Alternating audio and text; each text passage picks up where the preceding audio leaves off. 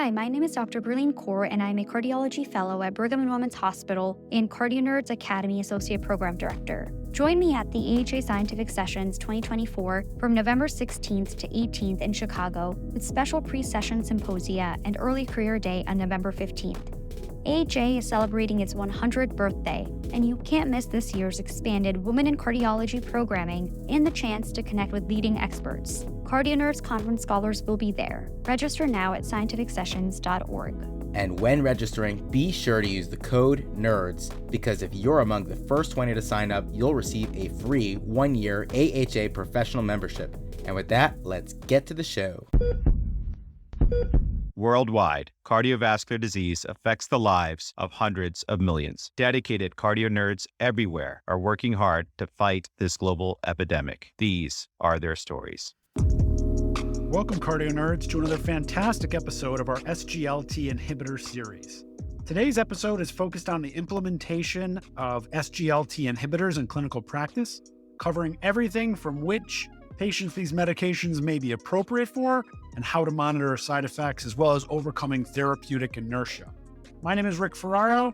I am a current imaging fellow at the University of Michigan, previous cardiology fellow at Johns Hopkins, and I'm joined today by the legendary Gurleen Kaur, cardiovascular disease fellow at Brigham and Women's Hospital, as well as leader within CardioNerds, serving as the associate program director for the CardioNerds Academy and co-chair of the Prevention series.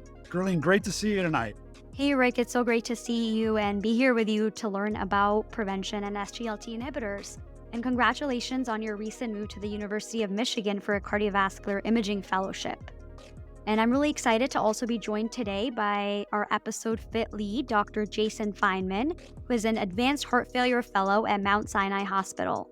He first joined the CardioNerds through the CardioNerds Clinical Trials Network and the Paraglide HF trial under the mentorship of Dr. Anu Lala. When he's not working, Jason loves watching soccer with his wife and daughter and also debating the best pizza in New York City. Welcome, Jason. Thanks, Gurleen. Incredibly excited to be here. And we're fortunate today to be joined by Dr. Alison Bailey. Dr. Bailey earned her medical degree as well as completed her internal medicine training and cardiovascular disease fellowship from the University of Kentucky. She's a leader in the field, currently serving as the editor-in-chief of the American College of Cardiology Extended Learning Editorial Board, the secretary for American Society for Preventive Cardiology, and she's passionate about both heart failure and prevention. Welcome back to CardioNerds, Dr. Bailey.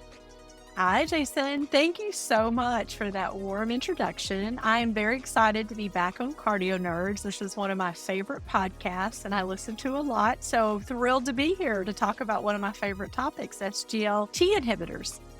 Fantastic. And I actually remember, this is a little bit of a side note, but I think the last time I at least had recorded an episode with you, Dr. Bailey, it was like 3 days before I got married. And so I remember that as a great time in my life. And this is definitely exciting to speak with you again.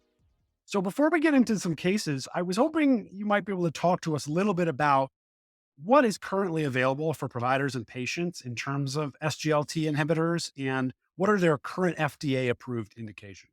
That's a great question. You know, this field used to be really small, but now we've got lots of options.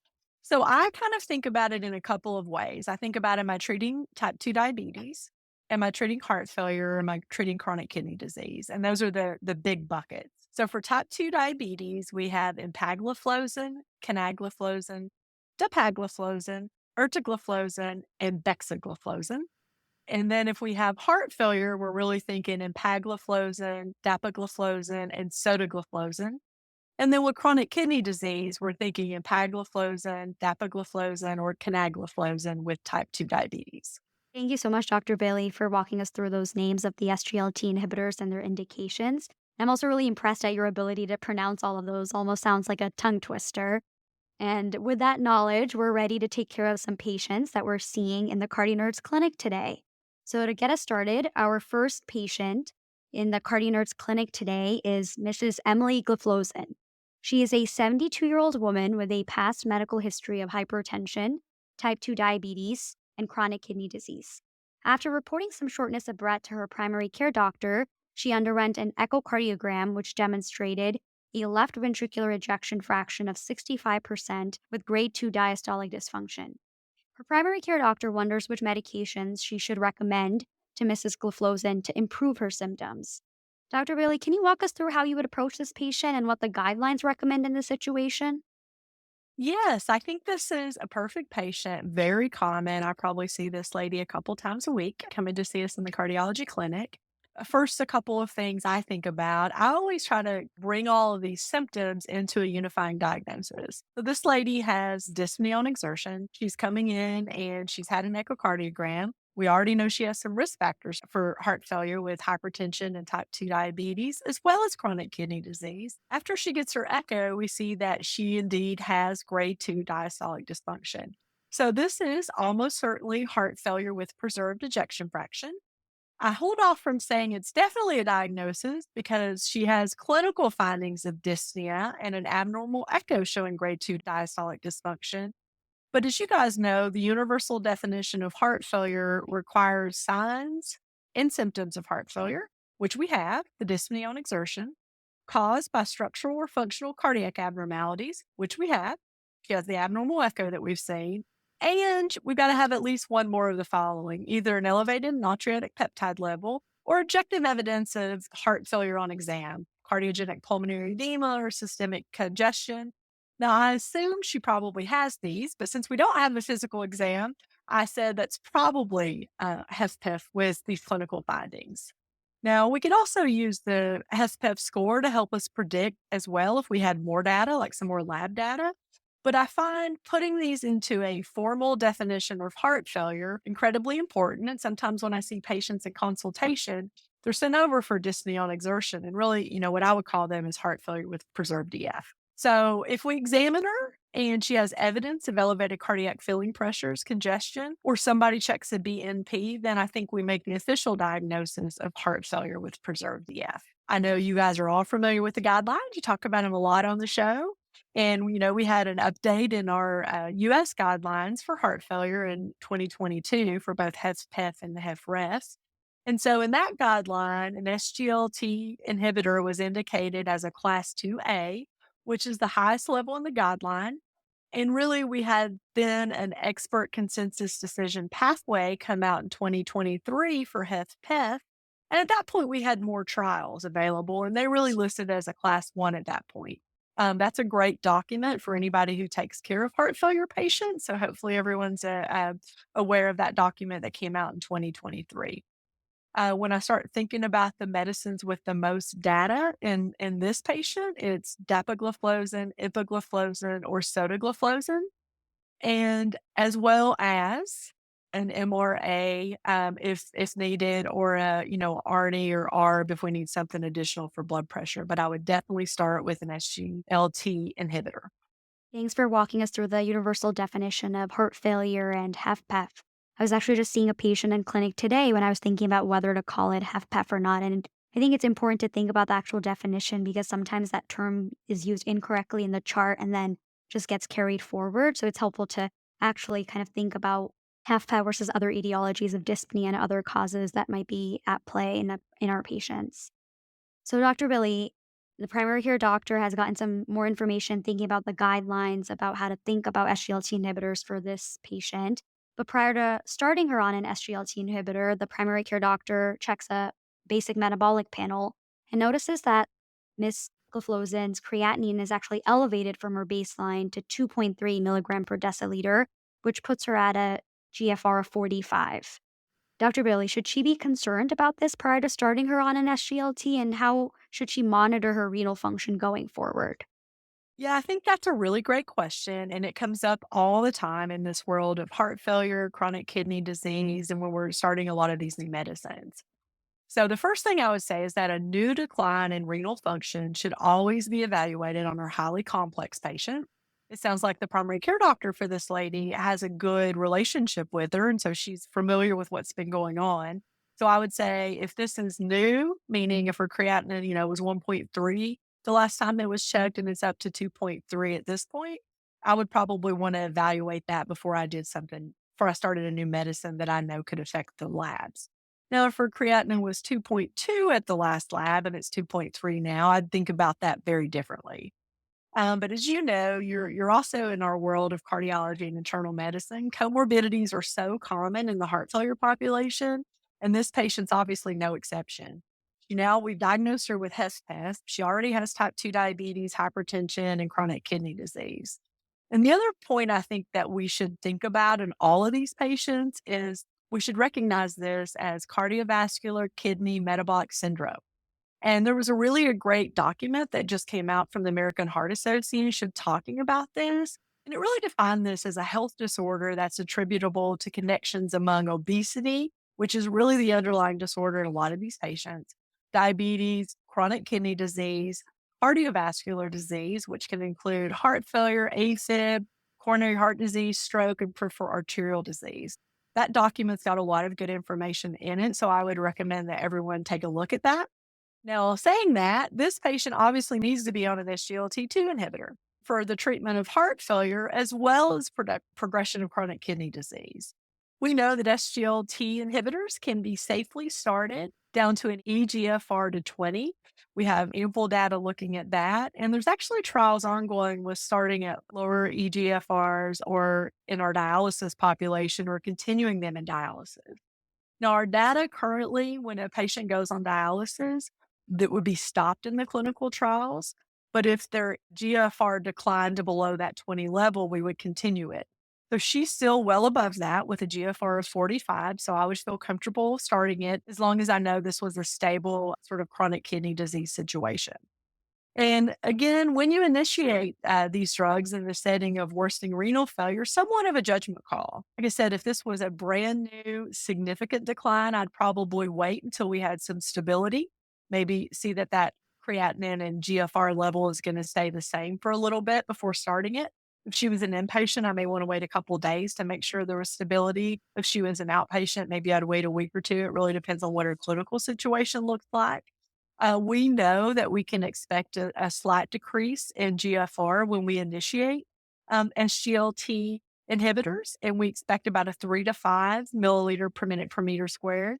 And then we expect stabilization with reduced progression over time compared to someone who doesn't get these drugs. So if this is a small change from baseline, I would have no hesitation in starting an SGLT inhibitor and repeat labs in a couple of weeks, just making sure that we're in a steady trajectory, knowing that I might see a slight decline in her eGFR. I'd also make sure she wasn't taking other nephrotoxic drugs like NSAIDs, which is common in our population of patients because they also tend to have orthopedic comorbidities. And then I'd make sure that she's staying well hydrated and knows that she has some renal dysfunction that she needs to be aware of. Thanks so much for walking us through that. And I think that's a great term to keep in mind, the cardiovascular kidney metabolic syndrome. And it really points out that the realm of SGLT inhibitors isn't necessarily dominated by one specialty, but it's a collaboration between primary care doctors, cardiologists, endocrinologists, and nephrologists. So based on your recommendation, the PCP decides to start an SGLT and notices that her lab studies are a little different 6 months after starting the medication, where her GFR is now 38. You talked a little bit about this, Dr. Bailey, already about the kind of predicted GFR changes that can happen with starting SGLT inhibitors. But I think in the clinical setting, oftentimes there's hesitation or people might be unsure of how big of a change can be expected. So can you walk us through that again about what expected change and how does that mean in terms of stopping the medication and other clinical considerations for this patient?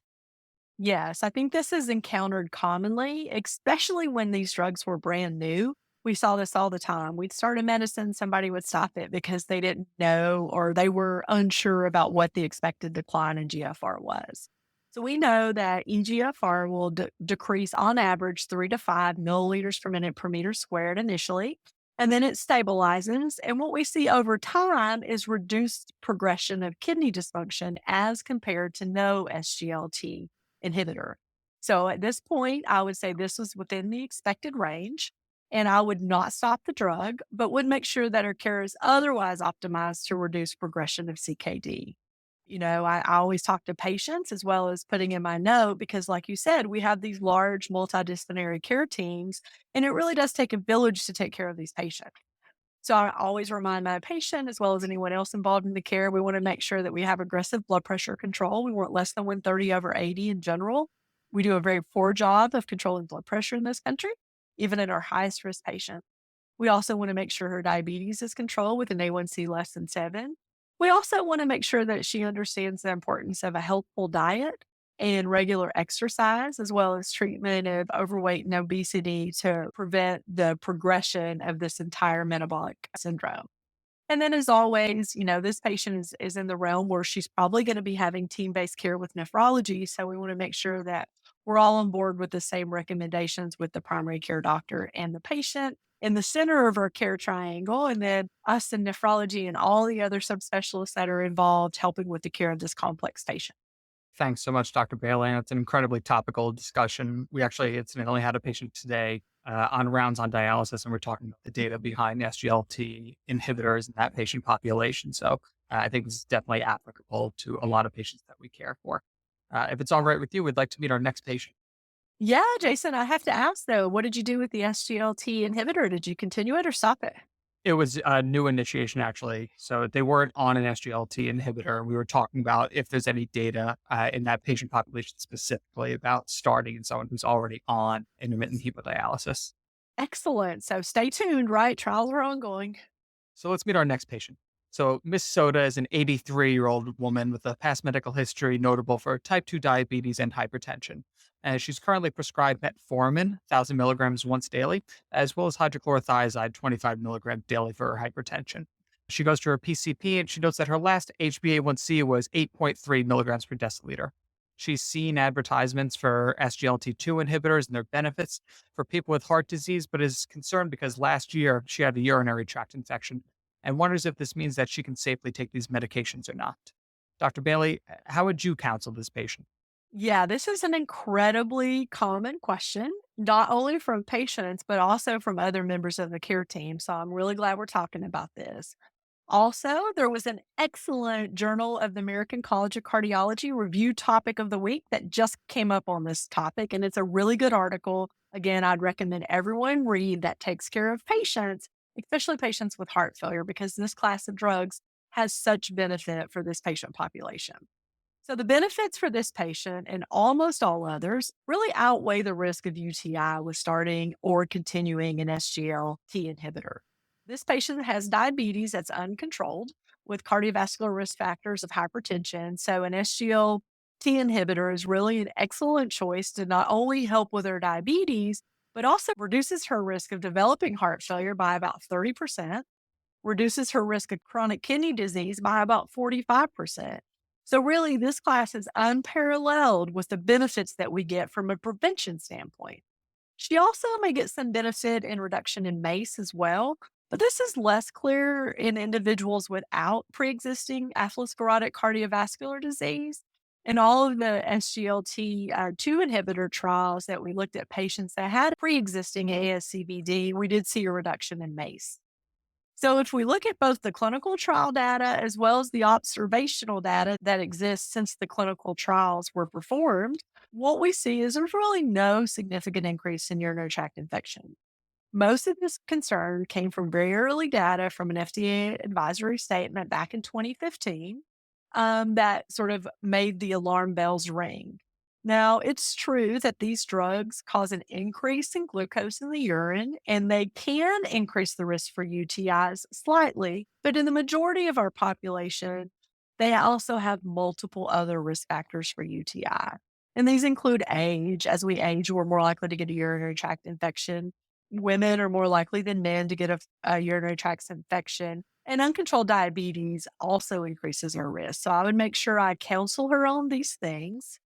Now, the other thing that we need to think about, though, is genital mycotic infections or yeast infections. And now these are increased with SGLT inhibitors, and I would review the symptoms of that with her. So, I would go over the clinical findings. I'd also review these agents increase the sugar in the urine, as we already talked about, and really good perineal hygiene is so important in preventing yeast infections or genital mycotic infections. Improved glycemic control is also important because when the blood sugar levels are higher, there's the potential to excrete more glucose in the urine, really increasing that risk. That review article I just talked about really goes through the data, and there's really no reason to stop these drugs if the patient does have a urinary tract infection. If they have a genital mycotic infection, sometimes I may hold it for a week or so until that clears up. I really talk to my patients about the importance of this class of medicine and how we really don't have any other class that has the same benefits. And so, if we can minimize the likelihood of developing genital mycotic infection or a urinary tract infection by optimizing our other risk factors, then really we're going to see the true benefits of this class of medicine. The only other thing I would talk to this patient about is that, there's a small risk of diabetic ketoacidosis, which is very uncommon overall. It's less than a half a percent. But that risk can be increased with long-standing, poorly controlled diabetes, as well as anytime a patient has an acute illness, if there's ongoing surgery. I always review the symptoms of DKA, things like nausea, vomiting, lethargy, tachycardia, and counsel patients to hold these class of meds if they're holding food and water.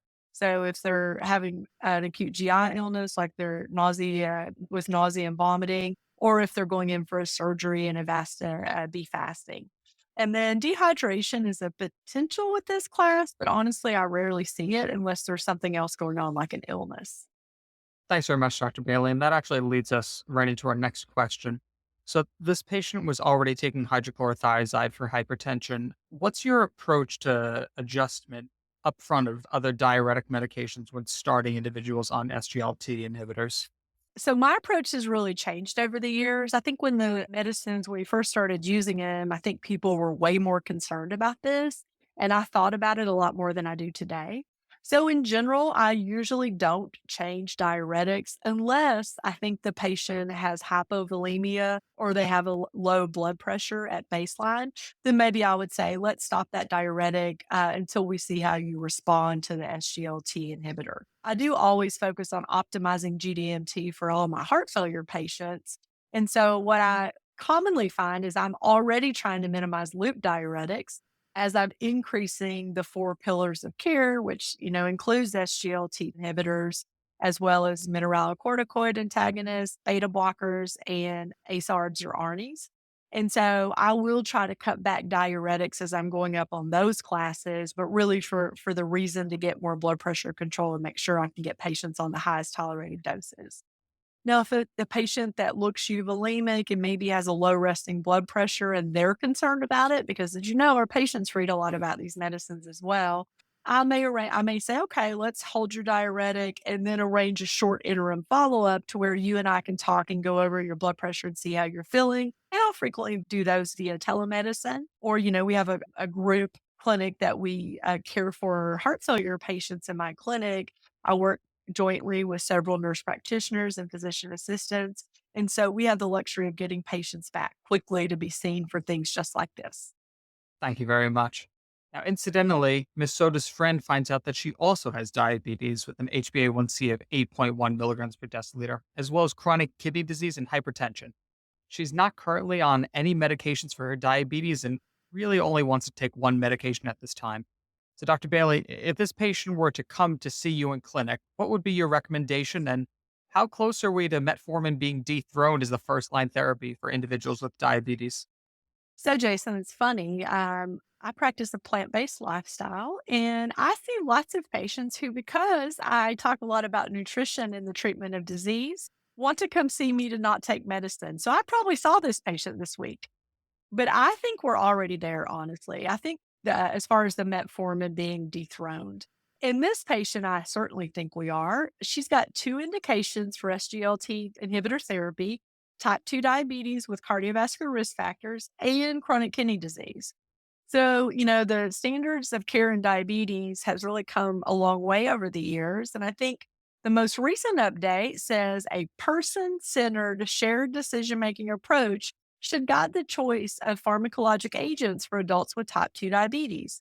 And really, we should be considering the effects on cardiovascular and renal comorbidities, the effectiveness, the hypoglycemic risk, impact on weight, cost, and access, as well as risk for adverse reactions and tolerability and individual preference. So I think this patient's individual preference is really to minimize medications and get the most benefit that she can.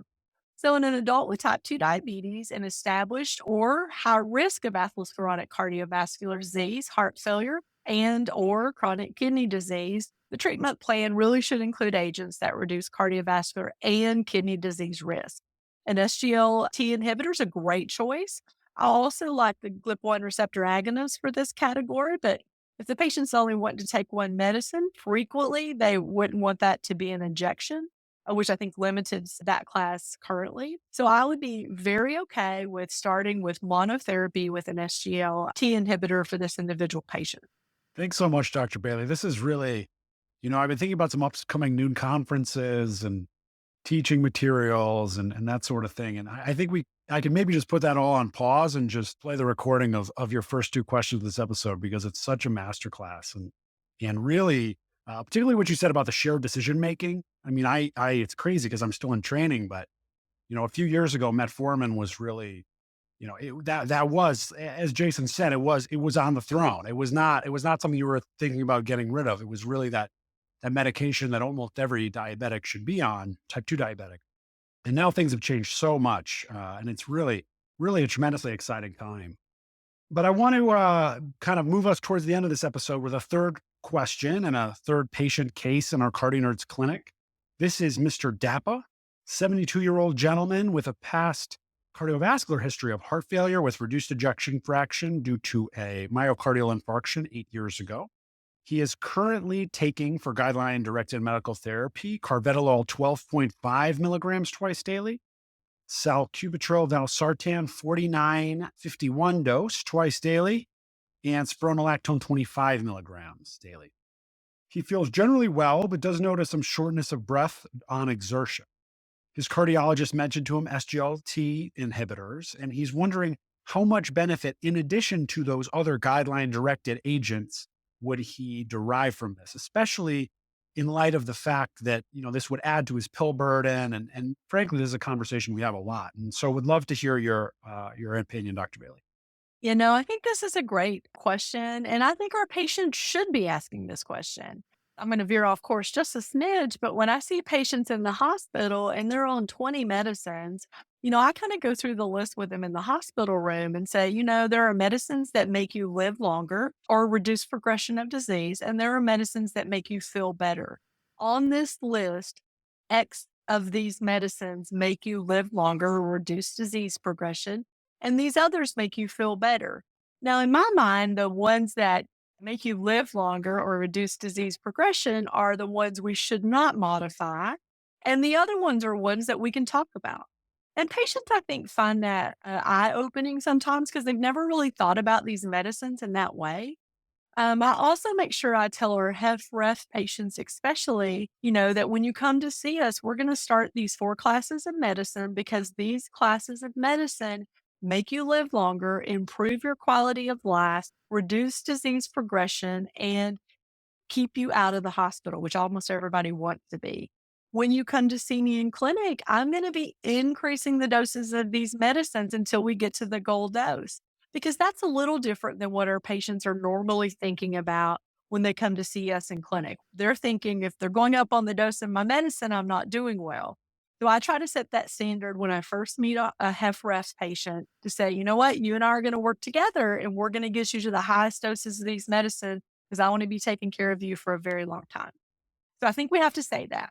And then I think we do have to think about the medicines that the patients may have been put on somewhere along the way that may not be of as much value now that they're on additional medications for heart failure.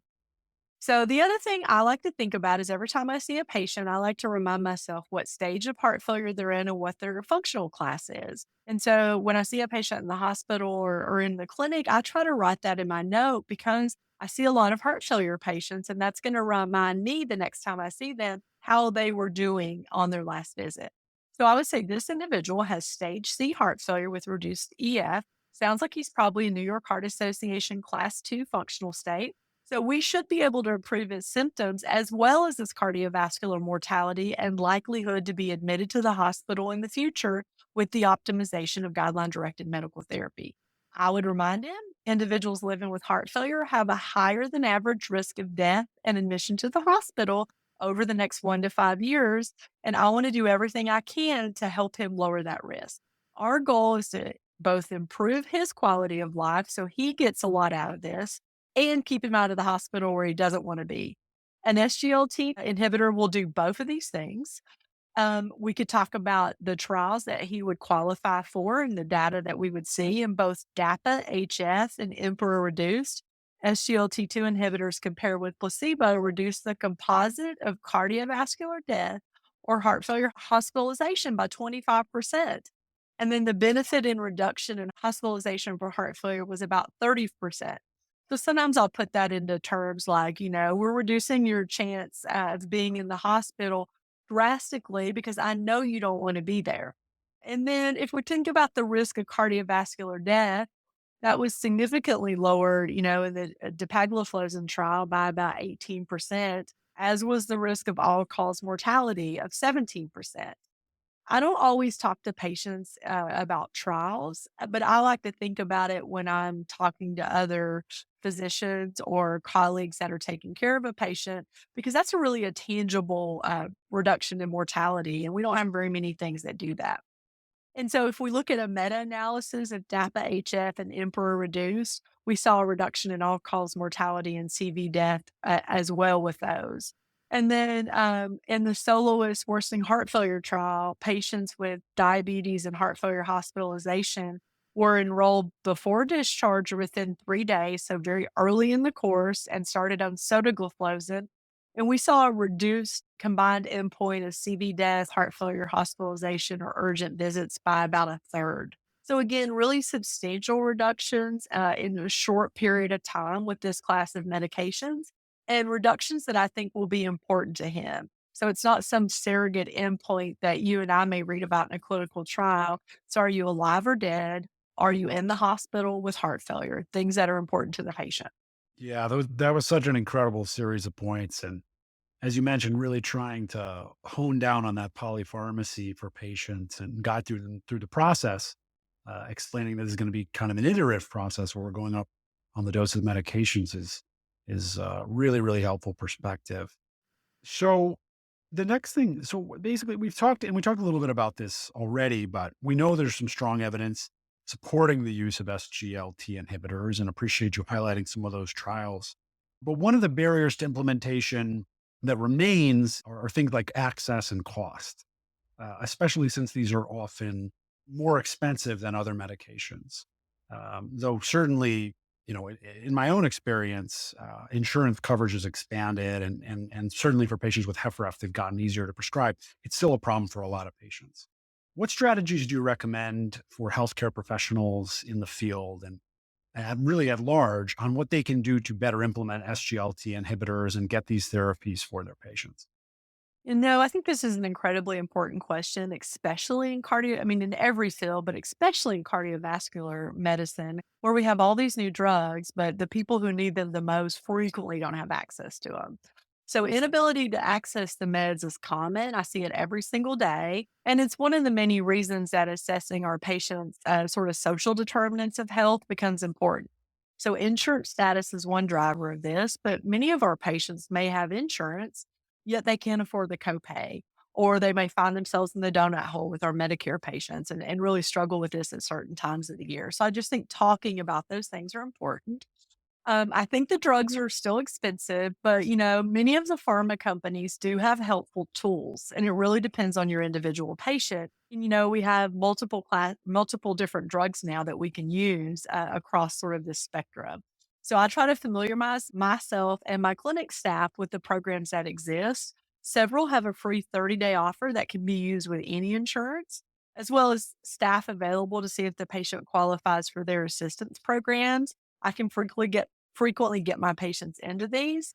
There are also lower cost options that don't have cardiovascular outcomes data, but maybe the only option our patient has. So we should explore that. I do tell my patients about, using a cost plus drugs, which has an inexpensive SGLT inhibitor. It doesn't have cardiovascular outcomes, but I still believe that's better than not having access to the drug. And then I think all of us in healthcare, have to continue to advocate for systemic changes that make health coverage more equitable for all, make options that people can get these medications.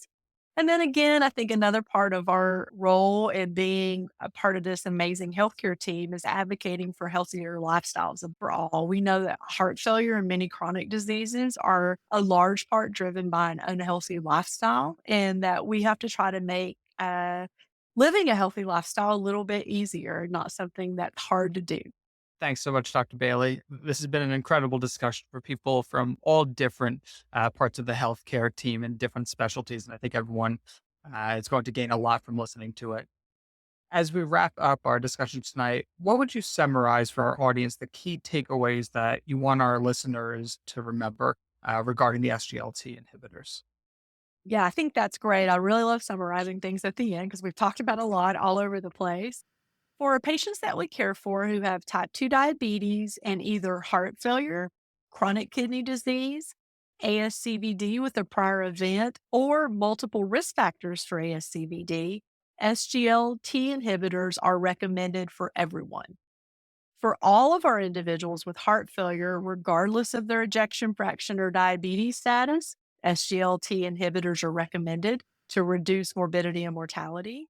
And for individuals with chronic kidney disease, with or without diabetes, SGLT inhibitors are recommended. Dr. Bailey, thank you so much for summarizing the key takeaways. It's been a really insightful discussion and a true joy to learn from someone like yourself who's passionate about both prevention and heart failure. So, with that, I want to end with our usual final question of the episode. That is, what makes your heart flutter about cardiovascular prevention and heart failure? Thank you so much. I love these last questions. So, over my career, I found myself sort of pulled in different areas, but the one thing I always come back to is prevention. And really, the same thing I talk to my patients about preventing heart disease, preventing myocardial infarction, preventing heart failure, preventing AFib is exactly the same thing that prevents stroke and prevents cancer and prevents dementia. And that really is a healthy lifestyle. So finding something that we enjoy doing that is active and that we can do over our lifetime is incredibly important. A body in motion stays in motion. Eating a healthful diet, which, I think all of the evidence points to is a largely plant-based diet, which is rich in whole foods and is minimally processed and specifically stays away from processed meat. Finding sort of things that we can do to de-stress and get joy from. I think as our world gets a little busier, we forget about that sometimes. And then making sure we stay away from addictive substances like tobacco, too much alcohol, and too much food. Dr. Bailey, it's so great to hear your passion about prevention. And our episode today has been filled with a lot of clinical pearls. So I look forward to bringing back this knowledge to clinical practice, both the inpatient setting and the outpatient setting.